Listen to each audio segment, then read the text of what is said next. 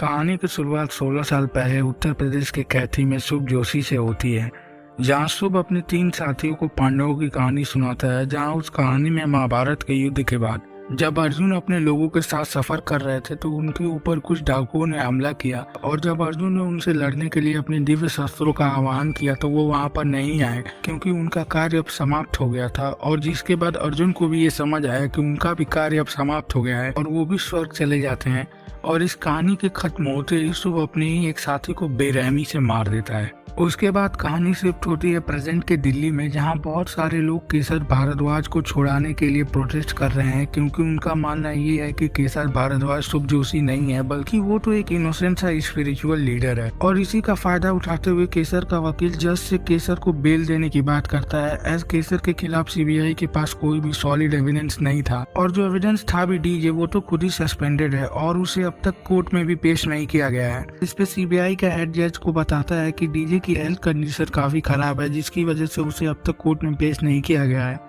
पर जज उन्हें कहते हैं आपके पास केवल 7 दिन का टाइम है केसर के खिलाफ सॉलिड एविडेंस लाने के लिए और डीजे को कोर्ट में पेश करने के लिए। वहीं हमें डीजे दिखाया जाता है जो अपना सब कुछ छोड़कर अब धर्मशाला में एज मॉन्क रह रहा है, पर उसके मन में कहीं न कहीं अभी भी इस केस को पूरी तरह सॉल्व करने की इच्छा है। तभी कहानी शिफ्ट होती है नुसरत पर, जिसे नैना का फोन आता है जिसकी बेटी रिया की डेथ पिछले सीजन में हो गई थी और वो इसका जिम्मेदार निखिल को ही मानती है। और वो नुसरत से ये कहती है कि निखिल उसका फोन नहीं उठा रहा है तो अगर उसका उससे कोई कांटेक्ट हो तो प्लीज उसे डिवोर्स पेपर पे साइन करने का कह दे। तो अगला सीन निखिल पर शिफ्ट होता है जहां वो अपनी बेटी के गम में पूरी तरह से डूब चुका है और वो खुद को ही मारने की कोशिश कर रहा है। बट तभी एंड मोमेंट पर नुसरत वहां आ जाती है और उसकी जान बचा लेती है और उसे अपनी बेटी के सेक्रीफाइस को ऐसे वेस्ट ना करने का समझाती है। फिर हमें सीबीआई का ऑफिस दिखाया जाता है जहां उनका हेड एक नई ऑफिसर ईशानी चौधरी को भी इस केस पर लगा देता है, जहां ईशानी का शक सबसे पहले रसूल पर जाता है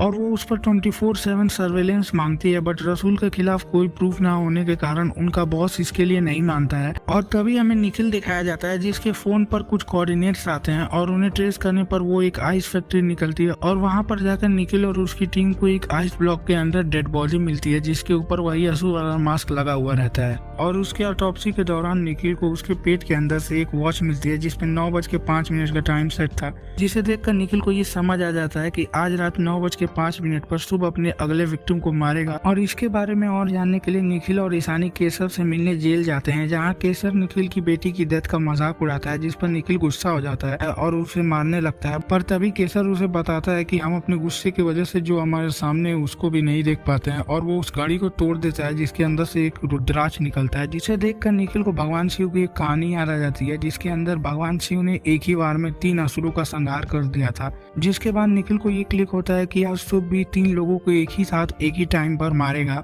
फिर कहानी नैना पर शिफ्ट होती है जिसने डीजे के फोन को ऑन होते ही ट्रेस कर लिया और उसकी मदद मांगने उसके पास चली गई। पर वहां पर जाकर डीजे ने रिया के कातिल स्वाति और शुभ को पकड़वाने में उसकी मदद करने से साफ ये कहकर इनकार कर दिया कि अब उसे इन सब में पढ़कर और इनोसेंट लोगों की जान को खतरे में नहीं डालना है। उधर निखिल सोचता है कि जब इन सारी किलिंग से रिलेटेड सारे क्लूज उस डेड बॉडी से ही मिले हैं तो बाकी के क्लूज भी उसी बॉडी से मिलेंगे और उस आदमी की बॉडी को दोबारा चेक करता है, जिस दौरान उसे पता चलता है कि विक्टिम के दांतों के अंदर 3 नए इम्प्लांट्स लगे हुए हैं और उन्हें निकालने पर उसे 3 लोकेशन के बारे में पता चलता है। पहली दिल्ली के एक हॉस्पिटल के बारे में, दूसरी मुंबई के एक मॉल के बारे में और तीसरी हैदराबाद में एक फैमिली के घर के बारे में। जिसके बाद निखिल और उसकी पूरी टीम इन तीनों लोकेशन पर जाकर वहां पर प्रेजेंट सभी लोगों में से उन 3 लोगों को खोजने की कोशिश करते हैं जिनके जान को खतरा हो सकता है। और तभी रसूल ऑफिस में से ही अपने ढाका में बैठे हैकर को प्लान स्टार्ट करने का बोलता है, जिसके बाद सारे टीवी चैनल्स और सारे कम्युनिकेशन डिवाइसेस हैक हो जाते हैं और सब पर रसूल आवाज बदलकर सबको कहता है कि यह कलयुग कल्कि का है और इसमें मुझसे तुम लोगों को कोई नहीं बचा सकता। और वो तीनों विक्टिम्स के लाइव फुटेज दिखाने लगता है जिसमें कैमरा उन तीनों को काफी लो एंगल से दिखा रहा था, जिसकी वजह से उनको आइडेंटिफाई करना काफी मुश्किल था। तभी रसूल बोलता है कि मैं 3 मिनट के अंदर इन 3 अच्छे लोगों को मार दूंगा, जिसे सुनकर निखिल और उसकी पूरी टीम काफी तेजी से उन तीनों को खोजने की कोशिश करने लगती है।